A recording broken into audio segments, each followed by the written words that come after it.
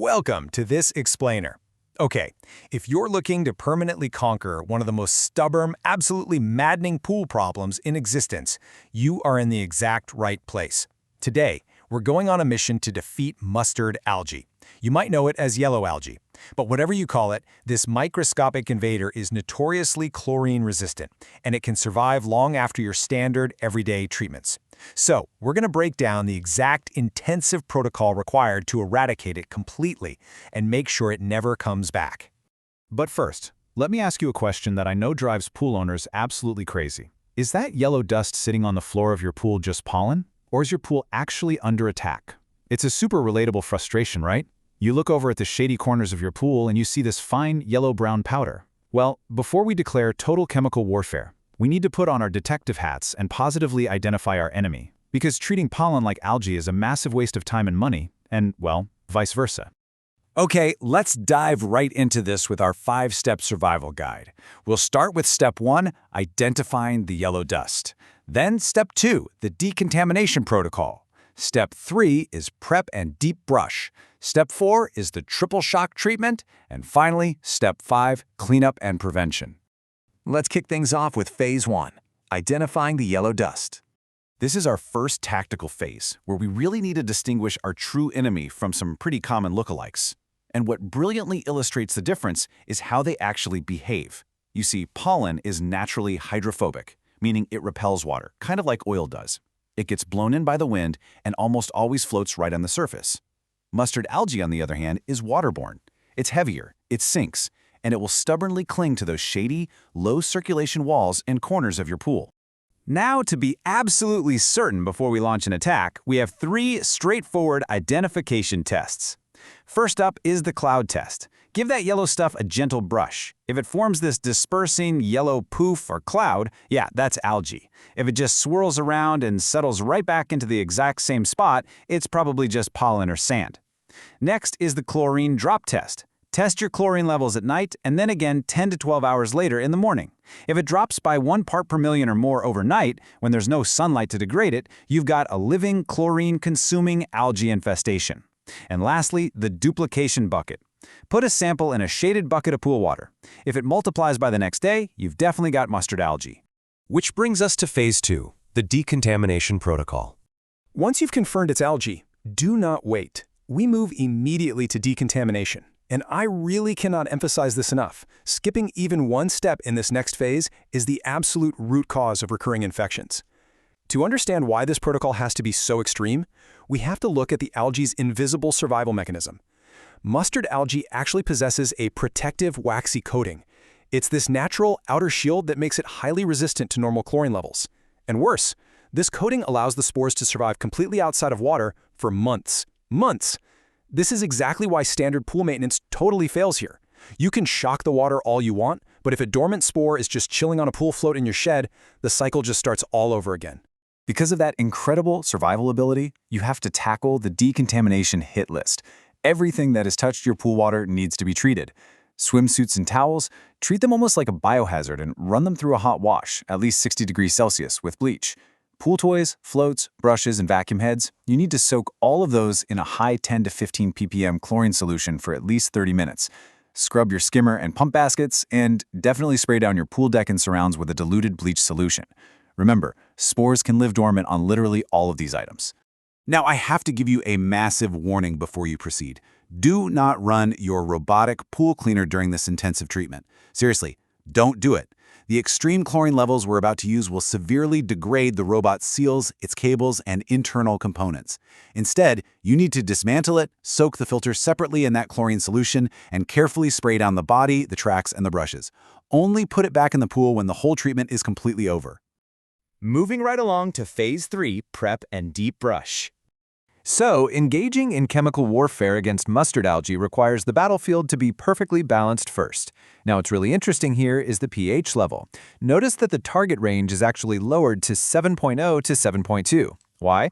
Because dropping the pH makes the chlorine significantly more aggressive. It's critical for the shock effectiveness.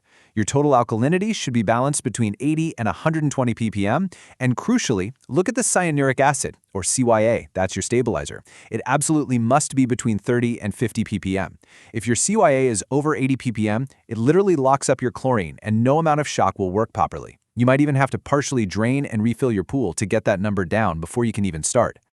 Once that water is beautifully balanced, it's time for the uncompromising deep brush. And listen, this is not an optional or light sweep. You have to physically shatter that waxy armor we talked about earlier so the chemicals can actually penetrate and destroy the algae cells. You've got to scrub every single inch systematically.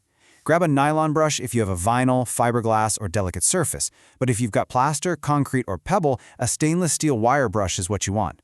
Really target those shady spots, under the steps, behind the ladders, and right around those light fittings. All right, the battlefield is prepped. Phase 4, the triple shock treatment. The shields are down, the water is prepped. It is officially time for the uncompromising, scorched earth attack phase.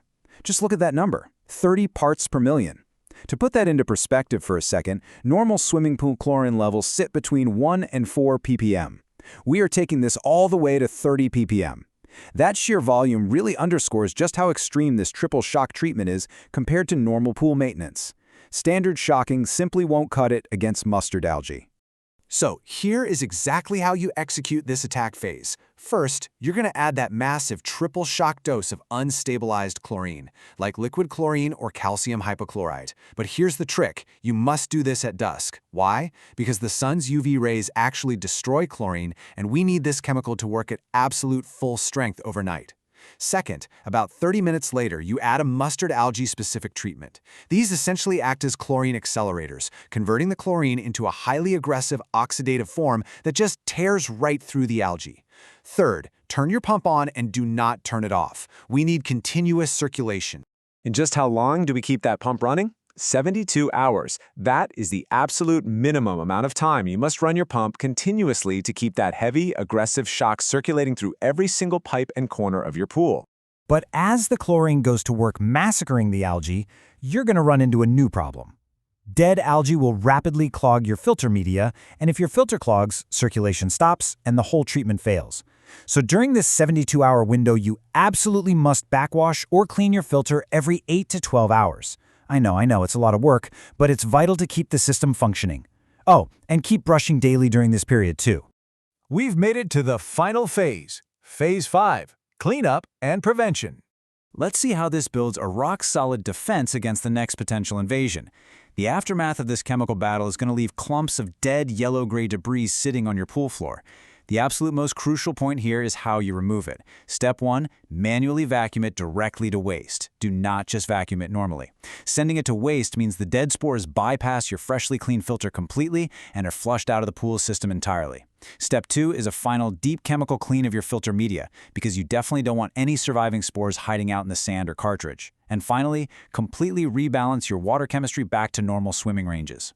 Now, before you even think about jumping in to celebrate, please listen to this strict safety warning. No swimming allowed. An intensively shocked pool sitting at 20 or 30 ppm of chlorine is incredibly dangerous to human skin and eyes. You have to wait, typically about 3 to 5 days, for the chlorine levels to naturally drop back down to that safe range of 1 to 4 ppm. Always test the water before anyone enters. Do not guess. Once your pool is pristine again, keeping it that way really just comes down to these fundamental long-term prevention habits. Mustard algae is always looking for opportunities, but by keeping your pH, alkalinity, and CYA strictly in range, you give it no quarter.